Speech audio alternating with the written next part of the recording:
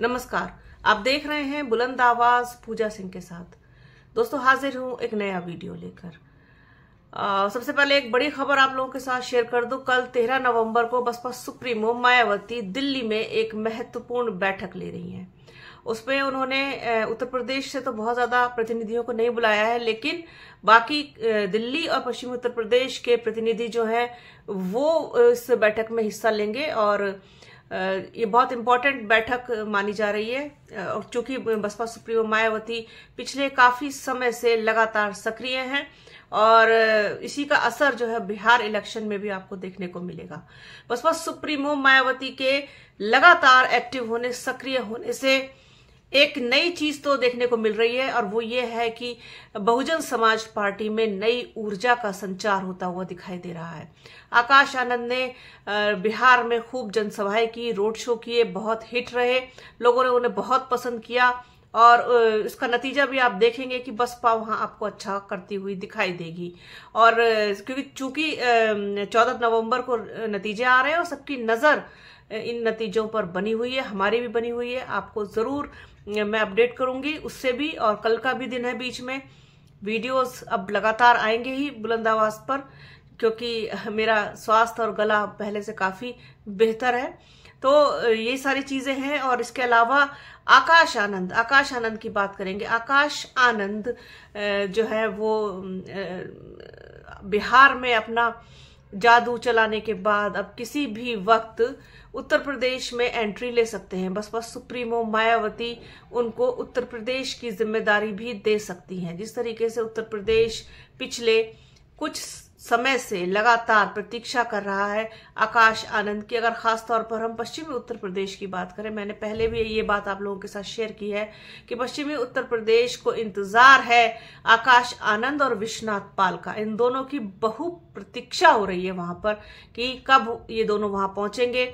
और पश्चिमी उत्तर प्रदेश जो कि बहुजन समाज पार्टी का एक बड़ा गढ़ है, बड़ा आधार है, जनाधार है, बड़ी संख्या में बसपा के समर्थक वहां हैं। मैं कभी भी बसपा के समर्थकों को वोट बैंक नहीं कहती हूं। कभी कभी किसी जगह पर ये कहना मजबूरी हो जाता है, अगर हम आंकड़ों की बात करते हैं या जब हम पार्टी वाइज समीक्षा करते हैं तो ये लफ्ज इस्तेमाल करना पड़ता है।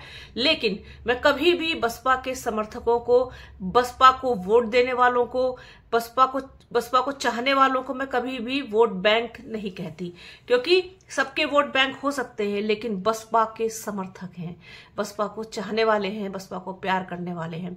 उसका नमूना कह लीजिए, उसका उदाहरण कह लीजिए, आप सभी ने 9 अक्टूबर की रैली में देख लिया है किस तरीके से हुजूम पहुंचा।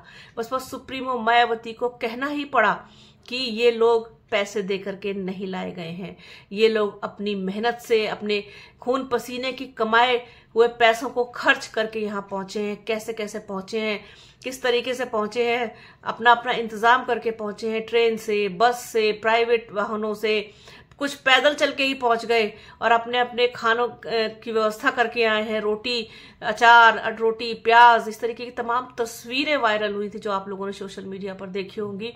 तो जो ऐसे लोग हैं जो किसी भी तरीके से पहुंचना चाहते हैं, पहुंचते हैं, तो ये लोग पैसे पर नहीं लाए जाते। इसीलिए इनका वोट बैंक कह करके इनको जो है अपमानित मैं नहीं करना चाहती और मैं कभी करती भी नहीं, सिवाय बहुत विशेष परिस्थिति के कि अब यहां मजबूरी हो गई कि बसपा का वोट बैंक कितना है कहना। अदरवाइज वो समर्थक हैं और हमेशा समर्थक रहेंगे। एक तस्वीर और आपने देखी होगी, ये किस तरीके से एक समर्थक दंडवत होकर के बसपा सुप्रीमो मायावती के हेलीकॉप्टर की तरफ दंडवत होकर के प्रणाम करता हुआ दिखाई दे रहा है। तो ये समर्थक हैं, ये प्यार करने वाले हैं, ये चाहने वाले हैं।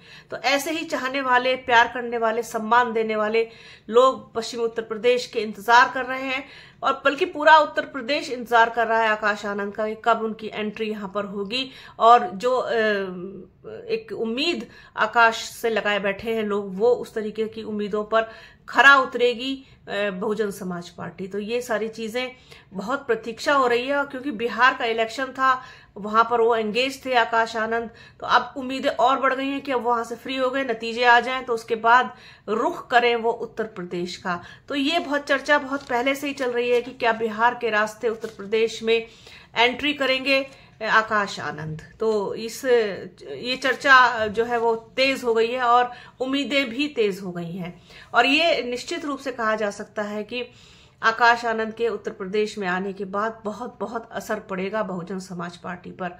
अगर वो मीटिंग्स लेंगे, अगर वो जाकर के मंडल वाइज बैठकें करेंगे, लोगों से मिलेंगे और बसपा का जनाधार बढ़ाने की दिशा में प्रयास करेंगे, तो डेफिनेटली उसका असर भी आपको दिखाई देगा, और प्रभाव तो जो होगा वो होगा ही, लेकिन 2027 के जो चुनावी नतीजे होंगे वो भी आपको प्रभावित कर सकते हैं, आपको असरदार तरीके से आपको देखने को मिलेंगे। तो उनका इंतजार हो रहा है। बाकी बसपा जो है वो अपने पूरी मनोयोग से लगी हुई है कि किसी तरीके से जो है वो हर संभव प्रयास करके उसका जो आधार है उसको मजबूत किया जाए, उसको बढ़ाया जाए, उसका जनाधार बढ़ाया जाए, और इसी तरीके से सारी चीजें हो रही हैं। अब एक और चीज होगी कि 6 दिसंबर को जब बाबा साहेब का परिनिर्वाण दिवस है 6 दिसंबर को, तो इस दिन नोएडा में भी बसपा एक बड़ी रैली करने जा रही है, और वहां पर भी बसपा के बड़ी संख्या में समर्थक जुटेंगे। बसपा सुप्रीमो मायावती, आकाश आनंद और जितने भी बसपा के बड़े चेहरे हैं वो सब आपको वहां पर नजर आएंगे, और उसी तरीके का एक हुजूम आपको फिर से देखने को मिलेगा जैसा कि आपने 9 अक्टूबर को लखनऊ में देखा था। 6 दिसंबर को आप तैयार रहिए नोएडा में वही दृश्य देखने के लिए जो लखनऊ में देखा गया, जिसके लिए बातें बनाई गई, जिसके लिए तमाम चर्चाएं की गई कि ये तो आयोजित थी, प्रायोजित थी, और बीजेपी का पर्चा हाथ में लेकर के बसपा सुप्रीमो मायावती ने पूरा पर्चा बीजेपी का पढ़ दिया। अरे ये सब लोग मतलब शायद जानते नहीं है बसपा को, ना बसपा सुप्रीमो मायावती को, कि उनका जो तरीका है काम करने का वो दूसरों से कितना अलग है, वो शायद जानते नहीं है इस चीज को, तभी इस तरीके की बातें बाद में सब गलती साबित हुई। तो खैर ये सारी चीजें तो चलती रहती हैं। इसके अलावा बिहार के नतीजे भी असर डालेंगे डेफिनेटली उत्तर प्रदेश की राजनीति पर, और खास तौर पर अगर हम बिहार उत्तर प्रदेश की सीमा पर जो जिले हैं जिन्हें हम पूर्वांचल कहते हैं, उन जिलों पर बहुत असर पड़ेगा, क्योंकि बिहार की सीमा वहीं से शुरू होती है। तो इन सारी चीजों का भी असर वहां पड़ेगा, 2027 में भी पड़ेगा। बिहार की राजनीति, उत्तर प्रदेश की राजनीति पूर्वांचल में जाकर के लगभग एक सी हो जाती है, तो इसलिए वो असर पड़ना, प्रभाव पड़ना बहुत स्वाभाविक है।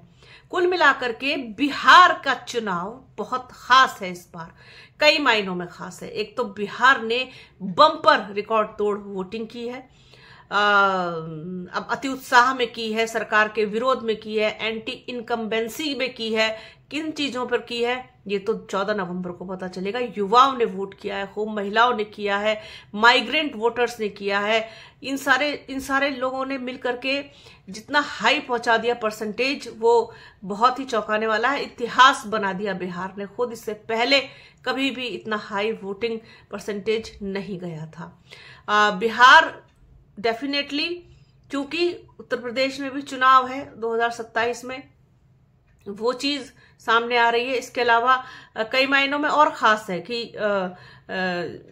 जो महागठबंधन है और एनडीए है, इनकी भी कितने कितने पानी में है ये असलियत पता चल जाएगी। भारतीय जनता पार्टी जो है वो कितने पानी में है, साथ ही साथ जन सुराज पार्टी जिसने बहुत बढ़ चढ़ करके अपना प्रचार खुद किया, प्रशांत किशोर, वो कितने मजबूत है वो पता चल जाएगा। AIMIM कितनी मजबूत है, साथ ही साथ चिराग पासवान की भी परीक्षा होने जा रही है। लोक जनशक्ति पार्टी जो है उनकी उसकी कितनी गहराई है वो सब कुछ पता चलेगा। तो कई मायनों में खास है, खास तौर पर अगर मैं इस चीज को उत्तर प्रदेश से रिलेट करके ज्यादा देख पा रही हूँ। इसके अलावा बिहार ही है जिसने जहां आकाश आनंद की वापसी के बाद उनको वहां प्रचार का जिम्मा दिया गया, और बिहार के रास्ते ही एंट्री कर सकते हैं उत्तर प्रदेश में आकाश आनंद। तो ये सारी चीजें आपस में कनेक्टेड हैं, तो मुझे लगा कि इस पर बात करनी चाहिए, आप लोगों के साथ चर्चा करनी चाहिए। बाकी नजर बनी हुई है बिहार के नतीजों पर, क्या कुछ होगा वो आप लोगों के साथ डेफिनेटली शेयर करूंगी। आज के इस वीडियो में फिलहाल इतना ही। तो वीडियो कैसा लगा कमेंट बॉक्स में जरूर बताइएगा। वीडियो को प्लीज पूरा देखिएगा, ज्यादा से ज्यादा शेयर कीजिएगा। हमारे चैनल को लाइक कीजिए, शेयर कीजिए, सब्सक्राइब कीजिए, बेल आइकन घंटी जैसी आकृति जरूर दबाइएगा, जिससे कि आने वाले वीडियो का नोटिफिकेशन आपको मिल सके। अपना और अपनों का बहुत ख्याल रखिए। जल्द मिलूंगी आपसे एक नए वीडियो में, एक नए मुद्दे के साथ, एक नई चर्चा में। तब तक के लिए जय हिंद।